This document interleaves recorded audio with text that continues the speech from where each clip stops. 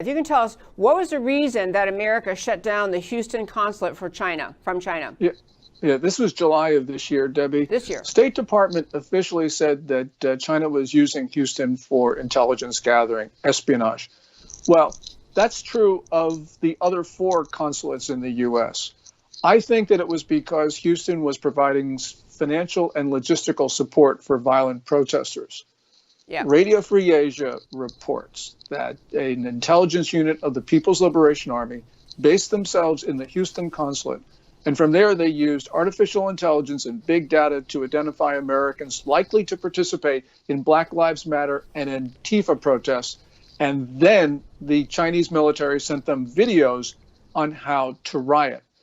The intelligence unit used TikTok, because these were TikTok videos, and equipment from Huawei Technologies, which is a Chinese telecom equipment manufacturer for this purpose.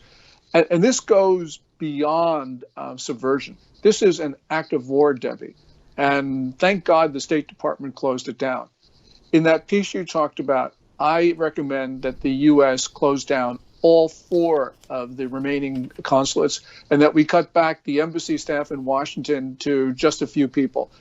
Because we need to eliminate the bases of support for all of China's agents in the U.S. And this is an emergency. As I said, we can't cope with this. So we better figure out how to deal with this now, because as the Director of National Intelligence, John Radcliffe, wrote in his Wall Street Journal op-ed, China steals perhaps as much as $500 billion worth of U.S. intellectual property each year. Now, some people have lower estimates. Some people have higher estimates. But whatever it is, it's grievous, and we've got to stop it. And the only way to stop it fast is to close down these consulates, the embassies, and also go after the Chinese state banks and state enterprises that are in our country, because this is where China spies from. So, for instance, we have something on the order of 370,000 Chinese nationals who are students in our colleges and universities. The estimate is that 13% of them are actually involved in spying against us.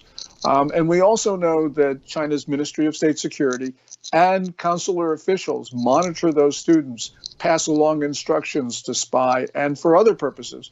For instance, getting involved in our political processes, and that would be clearly inappropriate.